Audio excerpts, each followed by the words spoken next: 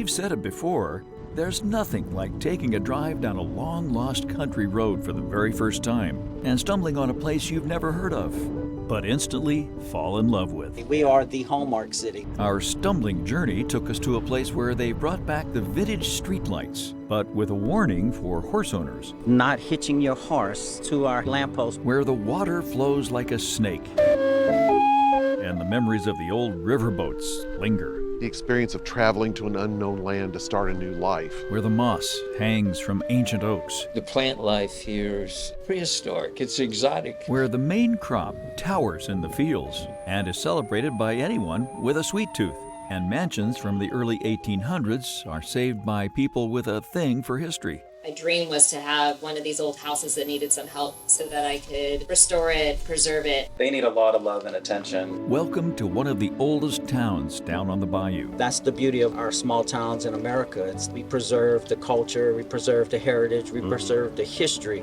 Welcome to Franklin, Louisiana, small town Americana, where they're fighting to save their past.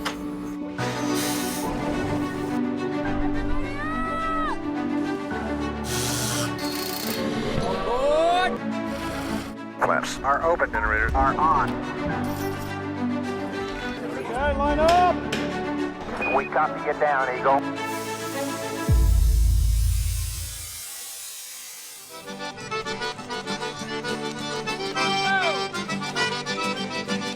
When you think of Louisiana, Lafayette with its music and Cajun culture comes to mind. New Orleans with its food, shotgun homes, streetcars, and busy river traffic on the Great Mississippi is also on the must-visit checklist. But take a drive out of the big cities to the other Louisiana. Along the Bayou Teche, you'll find the old town of Franklin, named for Ben Franklin and founded in 1811, way before they used roads. It's true, the river is the road, and that was our main street of the day. People and freight moved along the Bayou Teche, named by the Chitimacha tribe long ago. It winds like a snake, which tesh is an old Native American word for snake. And along this snake, you would have found the steam-powered riverboats running constantly. Our forefathers settled this nation by traveling on these rivers, by coming to these different towns and settling them. The rivers were the superhighways of the early 1800s. Travis Vasconcelos runs the Howard Steamboat Museum in southern Indiana and has spent a lifetime studying the old boats.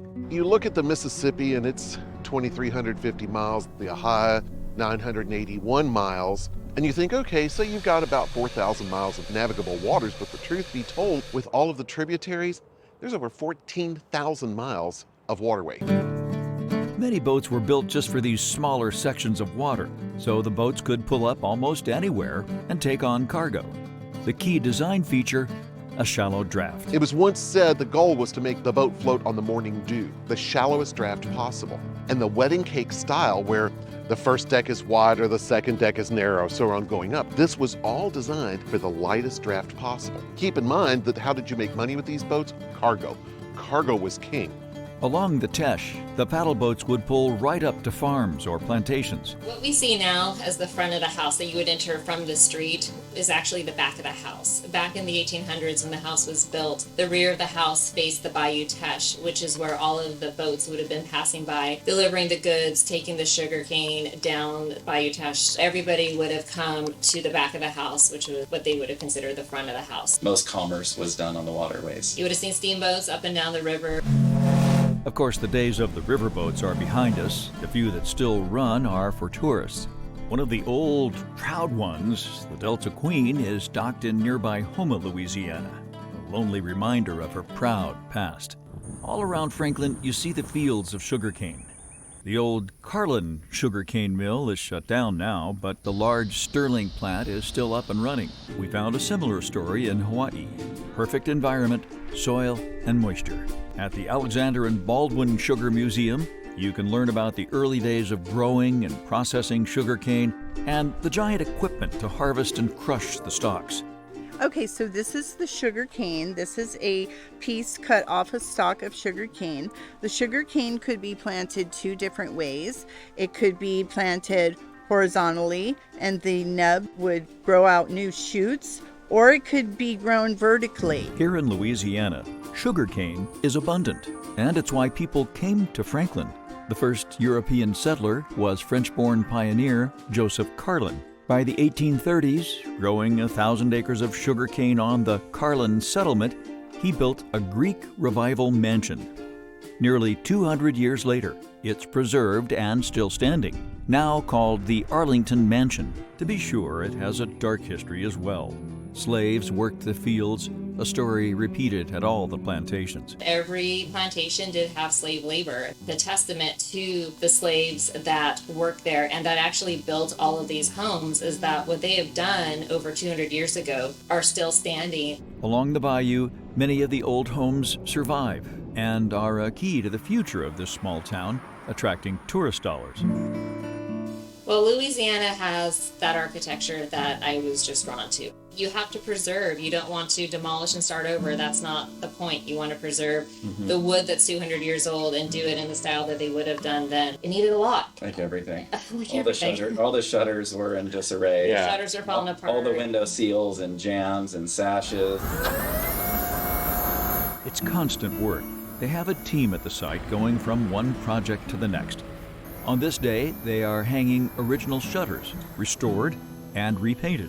They could have used new shutters, but try to save original materials whenever possible. Courtney is a veterinarian in California. Her husband is an occupational therapist. They shuttle back and forth to keep their preservation dream going. This is a passion of hers. In her eyes, it's not work. Like restoring something precious. Share this really nostalgic piece of history and beauty with people is what makes it worth it. To pay some of the bills, the site is used as a wedding venue. We needed the house to do something to support itself, and having others enjoy it through the weddings and through other uses has really given back to the house, because everything goes right back into restoring that house. To be sure, this is a town past its prime. Franklin had old money. Unfortunately, in the 80s, that money kind of just dried up. Now you have really a blue-collar town, and we also have an impoverished town. But it's a town that understands the power of preserving its history, right down to the lampposts. Took those lampposts down. Franklin wanted to be modern. We wanted to be cutting edge. We didn't want to be known as old, and there was no such thing as historic preservation at the time. They did a fundraiser to bring these old-time lampposts back. The posts are saved, including this little gem. So right here, do not hitch is written on our lamppost. Still an ordinance on the books today of not hitching your horse, because the horse will tear it down. They see historic preservation as a way to bring back jobs to this small town. And this new artwork will be a big draw. The first towns in southwest Louisiana are all along the Bayou Teche. Artist Robert Dafford has spent a lifetime painting historic scenes along floodwalls all over America. He puts paint to cement. And it transforms from a prison wall into a gallery wall. And I became the guy that's done more flood wall painting, I think, than anyone in the world. Literally miles of it. Here, it's not a flood wall, just a brick wall that was once part of the Center Theater. We wanted to include evolution of life on the Bayou Teche. So we're going to tell the history of Franklin through our waterway, which was our original main street. And so, week after week, the story of Franklin is slowly coming to life. I keep seeing these moss-draped trees here and realizing that's what I want as the backdrop for the African-American baptism scene in the 1800s. Those trees have a particular look to them that I have not seen other places. What I'm developing here is a series of scenes on the Teche. The Chitimacha people in the 1600s with dugout canoes, fishing and crabbing. The Cajun people know as Cajuns. The Acadians came here in the late 1700s and were the first white settlers, French people that settled here, and eventually became the Acadians. Then in the 1800s, you have the development of the plantations and the rise of actual towns. The industrial development, the sugarcane mills and boat repairs and boat traffic up and down the Bayou Teche. You know, you get to see something come from a charcoal drawing to a final product, you know. Months later, the work finished, the images span the centuries, we're reminded that great artwork is meant to be appreciated slowly, so the eyes and the mind can capture and soak in all the details. And like they say in Iowa, at the Field of Dreams, if you build it, they will come.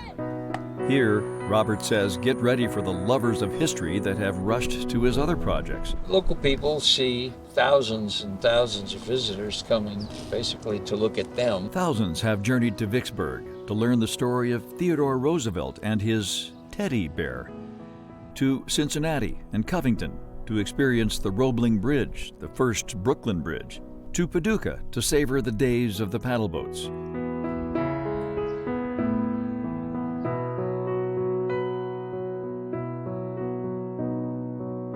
And in Portsmouth, Ohio, he created a mural masterpiece that goes on and on and on along the river. Cities and waterfronts reborn with historic artwork. Help rebuild this town, revitalize this town. They were very successful at attracting visitors, and so I became successful at creating these historical mural projects to attract visitors into old downtowns that were trying to make a comeback. And so we look forward to the years ahead for tiny Franklin, Louisiana, this sometimes lost corner of Acadiana, where small-town Americana lives on, along the meandering Bayou Teche.